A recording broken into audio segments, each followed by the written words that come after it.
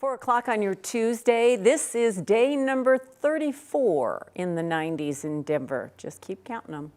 The hot and dry conditions are increasing fire dangers out on the western slope. Thanks for being here at 4 o'clock. I'm Alexandra Lewis. And I'm Kim Christensen. A live look outside. We saw a little bit of haze in the air today, thanks to all those fires that are burning in California and Arizona, and probably just the heat as well. Senior weather impact meteorologist Chris Bianchi is joining us now. I got a feeling we're going to get more than 34 days in the 90s. Yeah, you said it. We're going to be piling up those days here as we head over the next little while. We're on pace for about 50 to 55 days at or above 90 degrees for us on the year in Denver.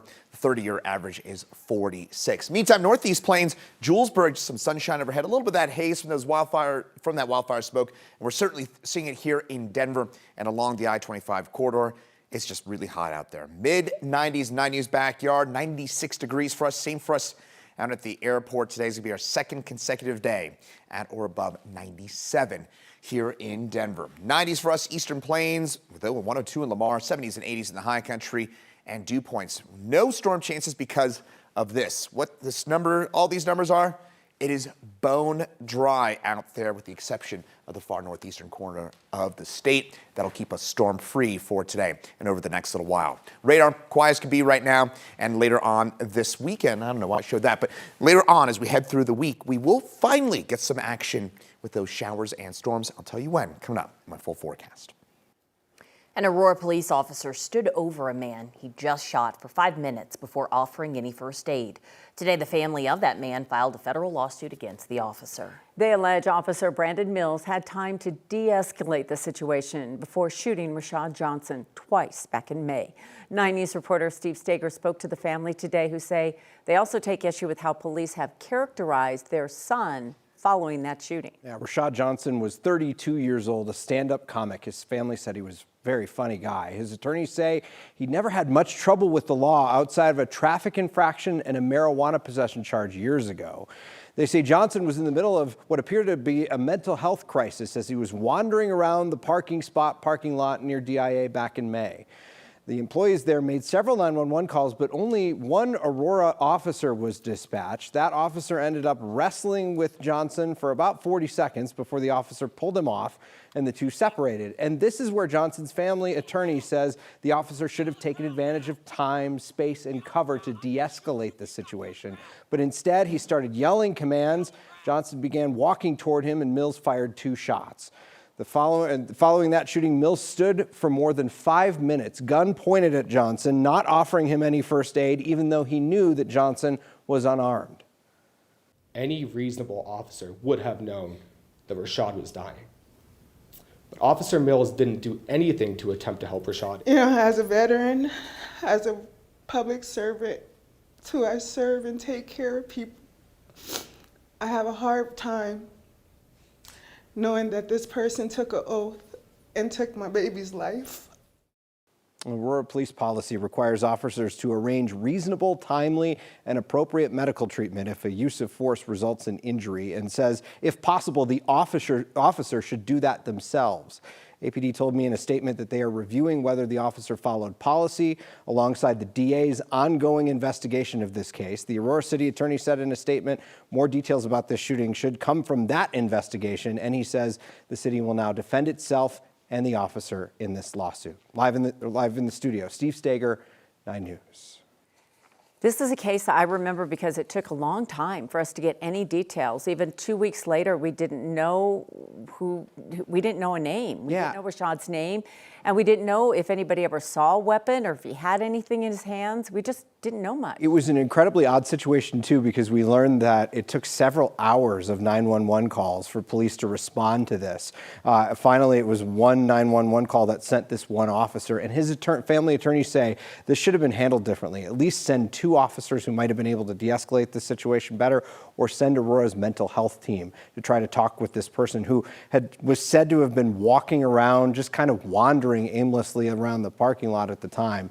The information they had, the attorneys argue they should have called someone else and not just sent a single officer there. Yeah, so many questions still that we definitely need some answers to. All right, thank you, Steve. Mm-hmm. Firefighters from Adams County are among hundreds of others working in Rio Blanco County and struggling to put out the latest wildfires in the state.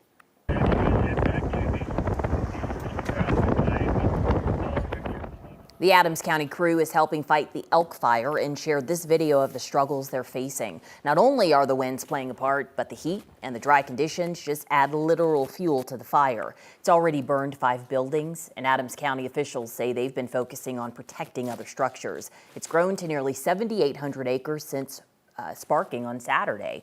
And crews on the Lee fire today face the very same tough fight. The CSU caught the satellite video from the 2 fires that are just about 10 miles apart. The Lee fire was 2 fires that were so close together, they're now just being treated as one, and it's destroyed 13,000 acres. Neither the Elk or Lee fire have any containment yet. Denver's bond is going on the ballot. Last night, Denver City Council approved $950 million worth of various projects for the city. Included in those projects, $55 million toward affordable housing and building a $20 million skate park and rec center near Kennedy Golf Course in southeast Denver. And notably, 15% of the bond will go towards repairs for the 6th and 8th Avenue bridges. They just happen to lead to Burnham Yards, which could possibly be the site of the Broncos' future stadium. Now it's up to the voters, and today, Mayor Mike Johnston urged them to vote yes. I feel incredibly lucky to be a part of this community this morning, and so grateful for all the support that have gotten us here. And we know now the work just begins. Now is the opportunity for us to be able to go to every neighborhood in the city, have conversations about what's possible and why we think this is a great investment for Denver's future. The bond approval will show up as 5 different measures on the ballot this November. Johnston says property taxes will pay for all the projects without a tax increase.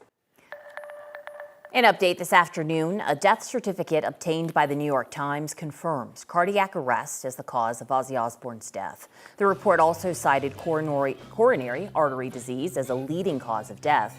It also says that Parkinson's disease was a contributing condition. Ozzy Osbourne died on July 22nd. He was 76 years old. His death came weeks after his final live performance in Birmingham. House lawmakers pushing for more information in the Jeffrey Epstein files, today issuing subpoenas for former President Clinton and a number of other officials. President Trump has tried to get past the call to release the Epstein files, but members of his own party are still demanding transparency. Here's NBC's Monica Alba with more. Way to spend my money for the country. President Trump considering more White House renovations, walking along the West Wing roof today. While on Capitol Hill, lawmakers still focused on the files of convicted sex offender Jeffrey Epstein. The House Oversight Committee issued subpoenas to former President Bill Clinton, former Secretary of State Hillary Clinton, and several former top Justice Department officials in both Democratic and Republican administrations to testify before the committee on Epstein. It's an interesting group. They've certainly cast a very wide net, and you have people from all political parties being subpoenaed to come. Will the public ever hear this information? That's unclear. As of right now, these are supposed to be closed-door depositions. Republican Committee Chairman James Comer, who has been pushing the White House and Department of Justice to release all the files, also issued a subpoena to the DOJ for the complete unredacted records related to Epstein on or before August 19th. This is the latest move in a controversy that has plagued the president over his former relationship with the now deceased financier. NBC News has learned the DOJ is now considering releasing a transcript of the interview Deputy Attorney General Todd Blanche, the president's former lawyer, did with Epstein accomplice Ghislaine Maxwell. She's convicted of sex trafficking young girls. And last week, she was moved from a low-security federal prison to a less secure prison camp. For weeks, President Trump has claimed the issue is a hoax, blaming Democrats and trying to move on. And late this afternoon, lawyers for Ghislaine Maxwell opposed the government's efforts to unseal grand jury transcripts in the Epstein case. Her lawyers say that because she's appealing her conviction, Maxwell has no choice but to oppose the government's request. Monica Alba, NBC News, Washington. Today officially marks 6 months into the beginning of the 2026 Winter Olympics. The Games will be held in Italy, a joint bid between Milan and Cortina. Italy previously hosted the Winter Games in 2006 in Turin, and in 1956 in Cortina. It's the first Olympics to officially be hosted by 2 cities. The Games will run from February 6th to the 22nd. Of course, you can watch them right here on 9 News and get all the biggest news from our Olympic Zone that airs during the Olympics, and plenty of previews and things from our Matt Renew and They've been working hard already, catching up with, of course, Michaela Schifrin and many of those folks from Colorado. And they'll be bringing us lots of stories during the Olympics. And there's always like great destinations, but look at that is so picturesque. That I one could just is- watch like the that footage one of these is places forever. stunning. Yes, It's stunning. next level. So, and we'll be bringing it to you when it happens. This Saturday will be the last day for a business on Broadway. The Hornet will be closing after nearly 3 decades. The venue has been a favorite for Denverites. It's right there on the corner of First and South Broadway. The building appeared as a real estate listing last year, so it turns out the owner has wanted to sell it for a while. The Hornet will be open for one last late afternoon shift on August 9th. Just keep in mind, no brunch that day.